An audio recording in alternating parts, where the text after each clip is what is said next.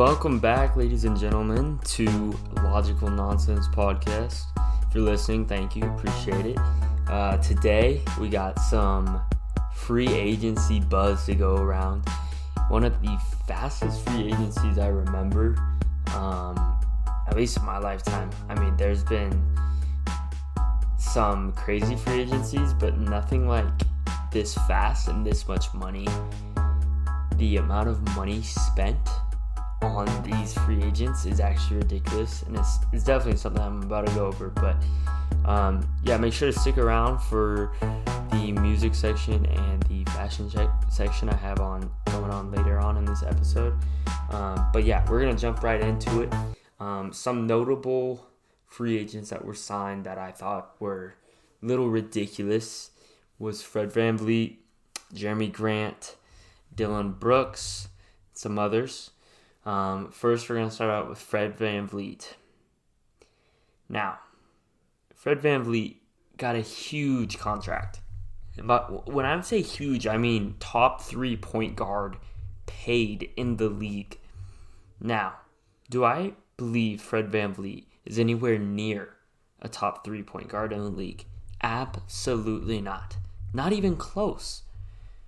If you're getting paid more than a bunch of these guys, Trae Young, Luka Doncic, and I know Luka's not a point guard technically, but still, you're still getting paid more than him. Why? What has Fred VanVleet done on the Raptors where he proved to be a top 3 point guard?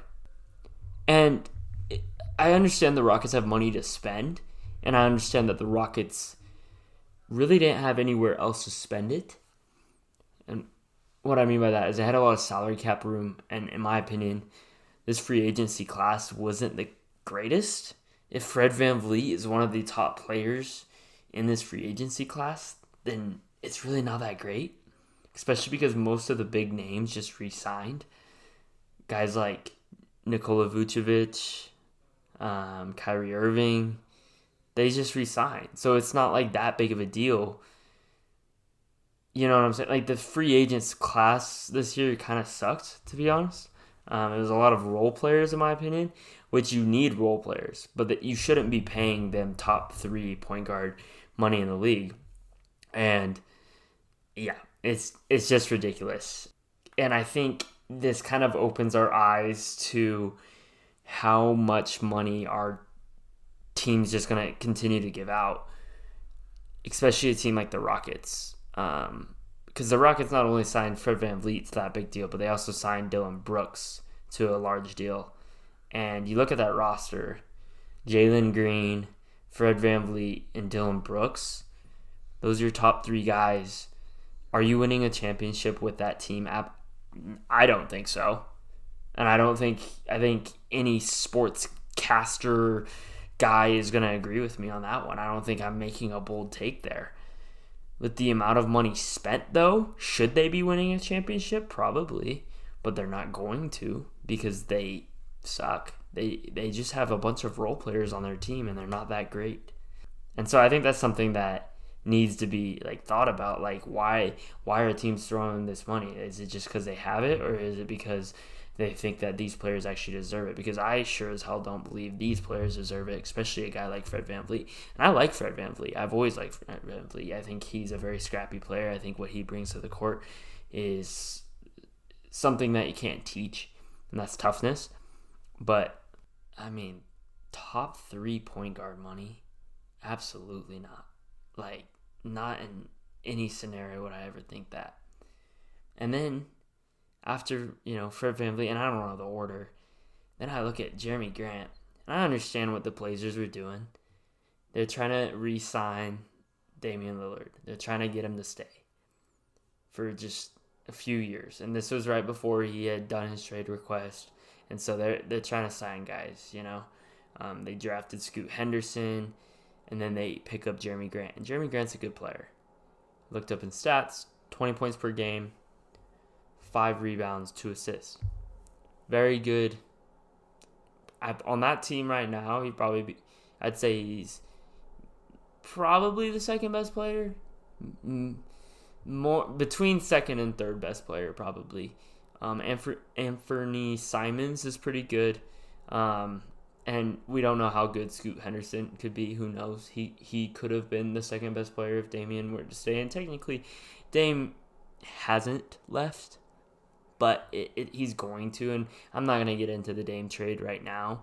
On my next episode, I plan on bringing somebody in to talk about that trade a little bit. But 25-2, that's a good role player, man. That's a good 2 or 3 best player on your team.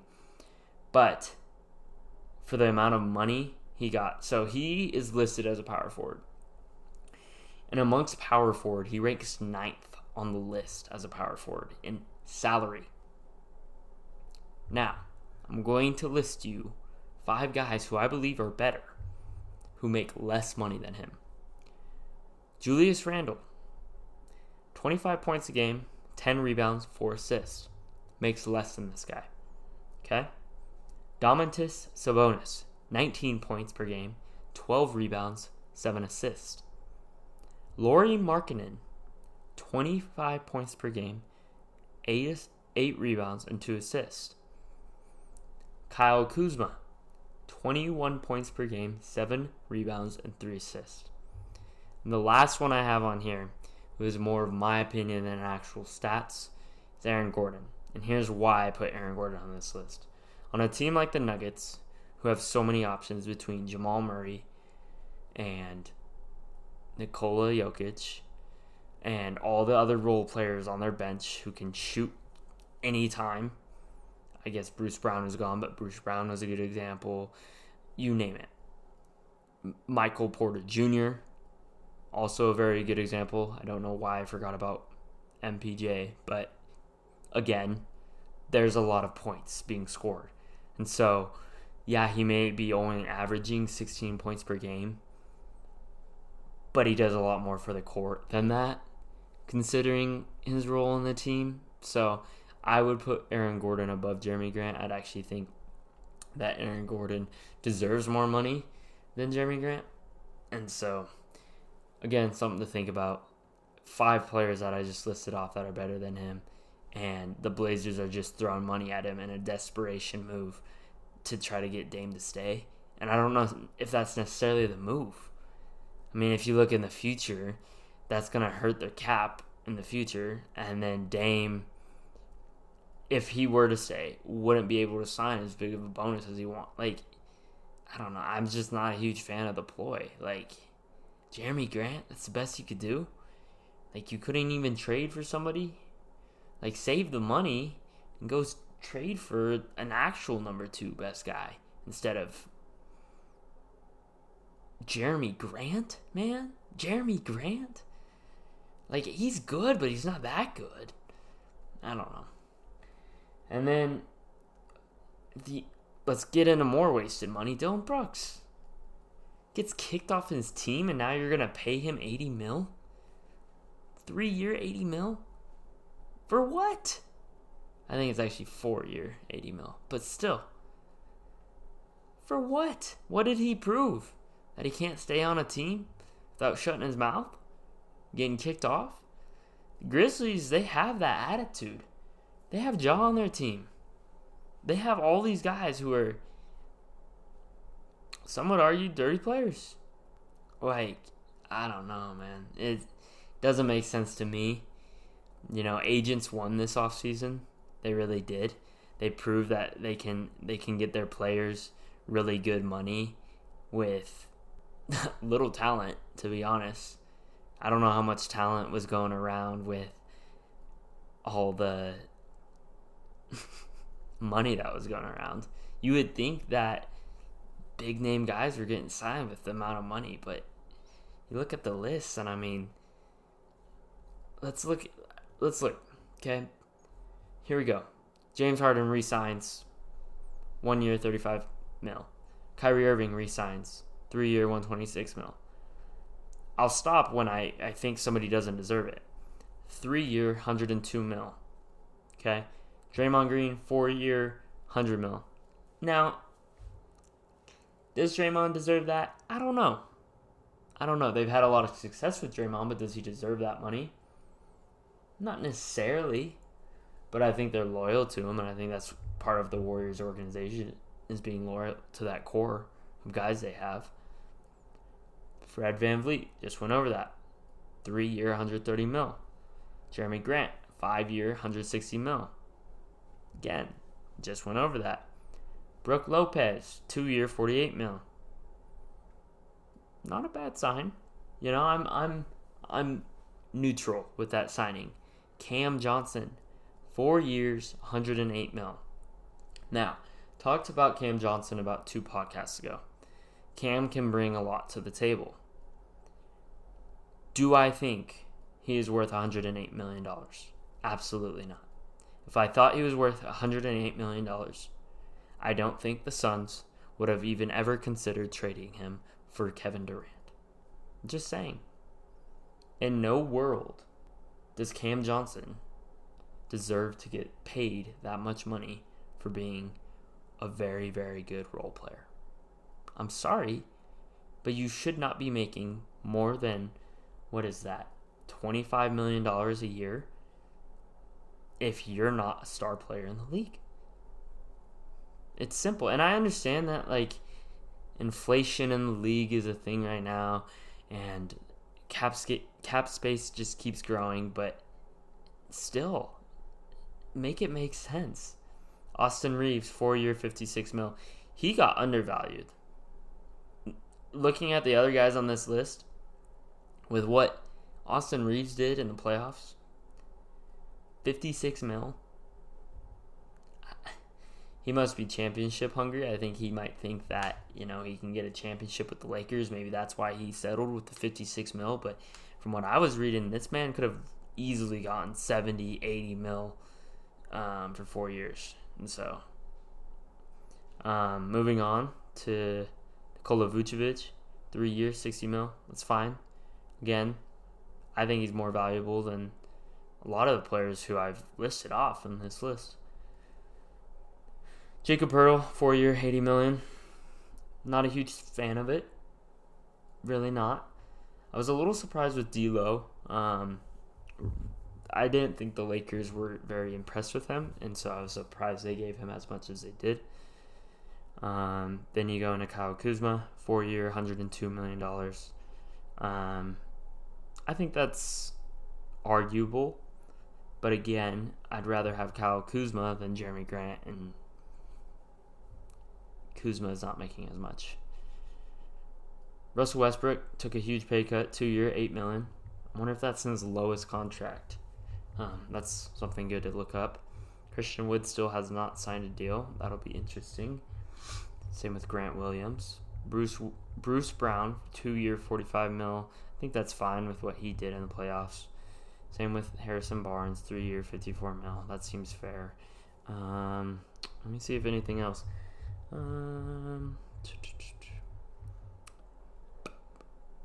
I think the Max Strus 4-year, $63 million with the Cavs is a little excessive. He brought a lot to the playoffs as a role player, but again, do I think he deserves $15 million a year to be a role player? Not necessarily, but I guess when you play good in the playoffs, that's what it will get you. So, I think that's about it for players I wasn't a huge fan of their signing. But yeah, crazy free agency. Money just being given out left and right. And I think we're going to continue to see that until those bigger names are actually going into free agency instead of just requesting a trade whenever they want one. And I think that's kind of the landscape now, is instead of waiting out your contract, you just wait till you want to get traded and ask for the team for a trade, and then you get traded there. It's kind of a sad route, in my opinion, the way things have gone, because it used to be that you waited out your contract, and if you wanted to leave, that's when you would leave.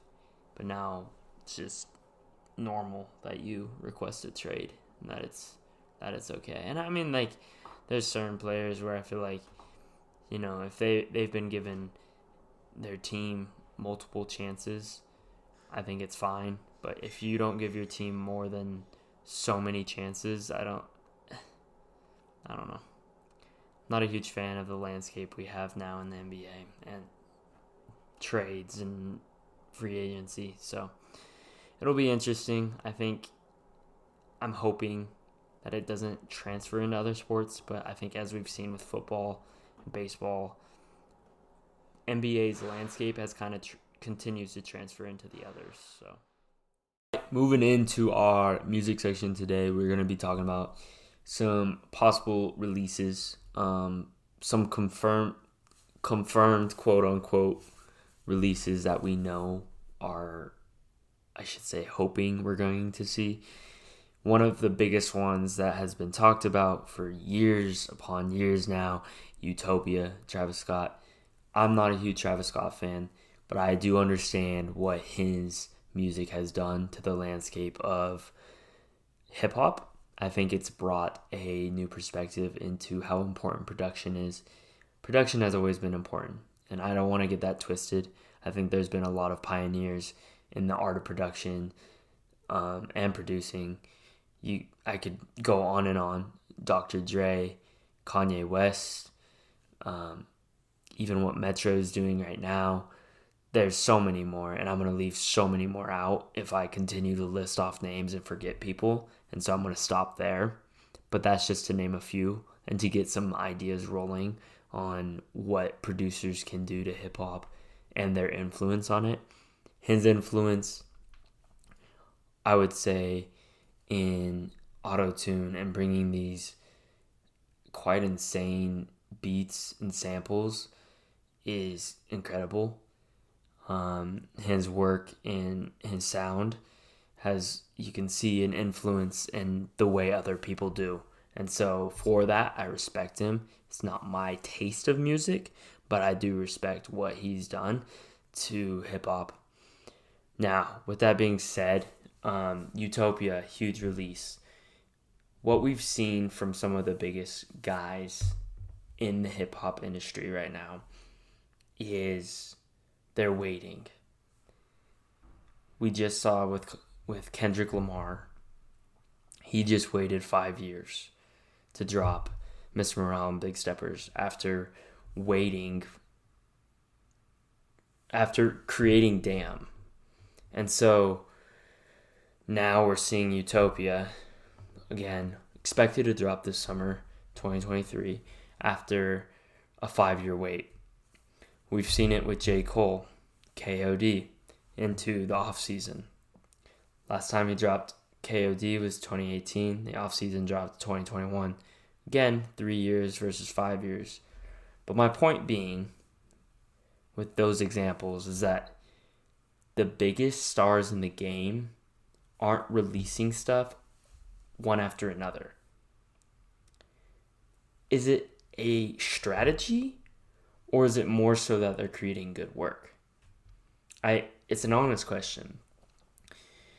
I do think their projects, when we look at Mr. Morale and the Big Steppers, when we look at the offseason, I do think they were very well thought out, very cool projects. Granted, those are the best in the game. But I also think that it was a little bit of a, I guess, hype, or it was a little bit of a marketing ploy. And here's why. If you're continually releasing albums and you're continually releasing music, I feel people start to underappreciate your art, your skills. If we look at somebody such as 21 Savage, constantly on features, constantly releasing music, or somebody even like NBA Youngboy, who I feel like is constantly dropping albums, constantly creating music for his fans, I feel like their music is a little underappreciated because it's always available. Their new content is always available. Now, can it sound repetitive? Sure. And I think the other thing too, with when you constantly creating music, when you're constantly doing that, you're not letting your thoughts and your creativity mature. I know I'm not going to try to bring myself into it, but within my creative process, I feel like even just in a 4-year stretch of going from high school to the end of college, my creative process is so much different. And I can only imagine with some of these hip hop artists how their evolution is, especially the great ones, because as you continue on, life happens and different experiences happen, and music is really a form of self-expression, as I've said in the past. And so I think it's important that you let yourself evolve or wait until you can express an album that maybe be meaningful. And I'm a very much so, I would say, for the most part, I do like my trap. I think some trap is very good, especially some of the production and that kind of thing. But the lyricists, I think they need their time to really make sure like what they're creating is meaningful to not only them, but to their fans as well. Because that's what made their fans fall in love with them. And so it'll be interesting to see what guys like Travis Scott will come out with, and J. Cole's rumored to come out with a project, A$AP Rocky's rumored to come out with a project. What are these guys going to come out with so much waiting? Because I think a little bit of it has been a marketing ploy. Because, like I said, you're underappreciated when you're constantly making music. When you're not making music and you're taking these big gaps, people miss hearing new creative processes, or not creative processes. People miss hearing your newest stuff, if that makes sense. Every team is going to have a different way of looking at how they want to release music. And I understand at the end of the day, these guys are just trying to get paid. But if you look at some of the most successful albums, they got their name established before they waited. And once they had this loyal fan base, they have this extra pressure on them to always deliver. And so if they're not delivering, especially like the really great ones, and that's what makes them great, they time on time again have delivered on what fans are wanting. They want something new. They want something they haven't heard before, which is very, very hard to do in today's world, because so much of music isn't necessarily a new concept or a new idea. We are at a point in society where new ideas aren't necessarily a thing. And so I think it's harder and harder to hear new sounds and different experiences, because everything kind of just goes in a cycle. But the great ones somehow find a way to do it. And the pressure that we as fans put on them to deliver that is to the point where they feel like they now have to wait, even though they could probably be making more money if they were constantly releasing albums. I don't know. I mean, it's a good question to ask. Would you make more money if you were constantly releasing albums year by year? I think it depends on how you deliver, but I don't know. Like, if Kendrick releases every year, do you think every project is going to be great? I don't know. I would say a guy who's now pretty much an annual album dropper is Drake. He's had some misses.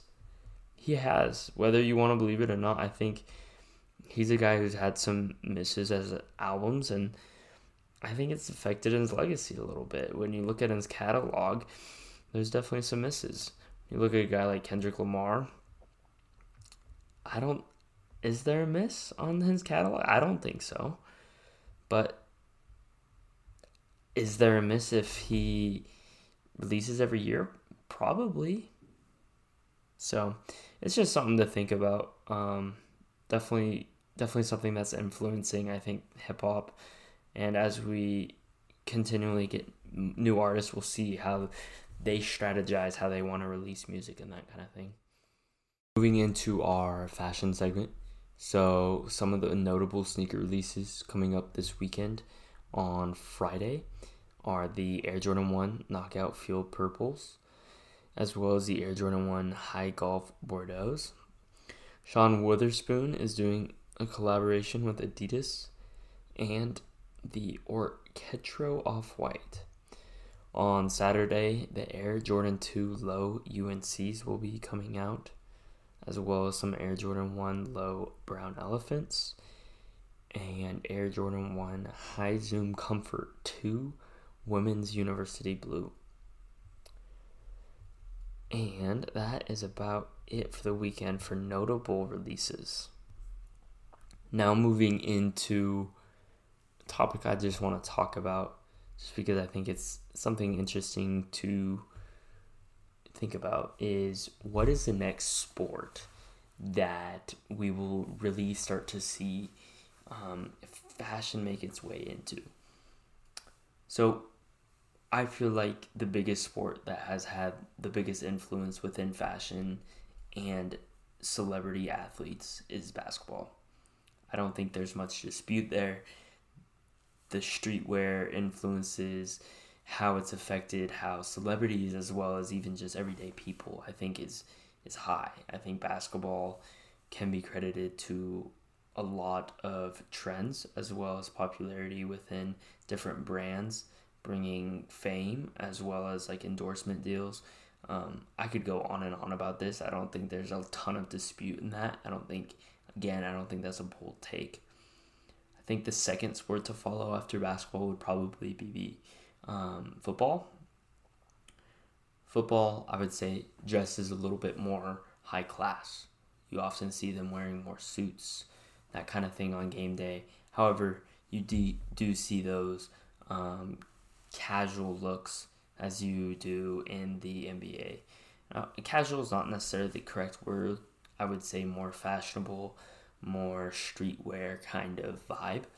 And so baseball, you can kind of see it, not a ton, but I would say it's pretty much there.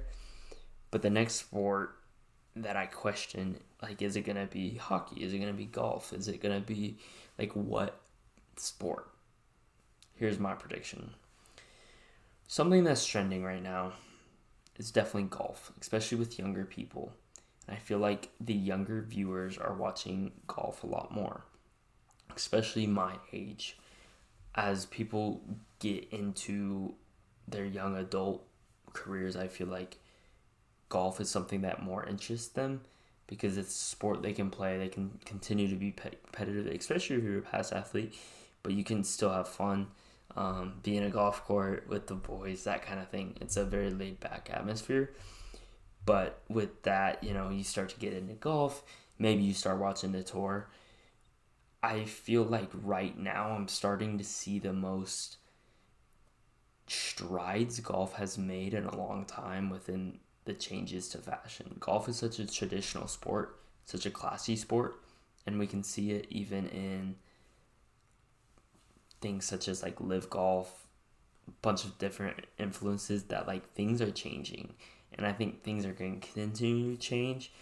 And usually when things change, usually fashion changes.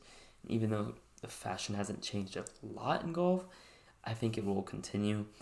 We've seen subtle changes even to the looks of like polos. But I feel like more graphic prints are going to come out. And I feel like people are going to want to continue to express themselves more and more. I just think golf is definitely the number one prospect for fashion being in sports. It just makes sense with the viewers, as well as it seems like it's changing right now, and it's just one more thing to change. And so it all makes sense, and I think it's a good thing ultimately for the sport of golf. And so I am excited to see what happens. That is my prediction. Not a ton in fashion overall. And so I'm going to leave it there. Very short podcast today. Make sure to come to the next one. It's going to be with a special guest. That'll be releasing either this Sunday or Monday.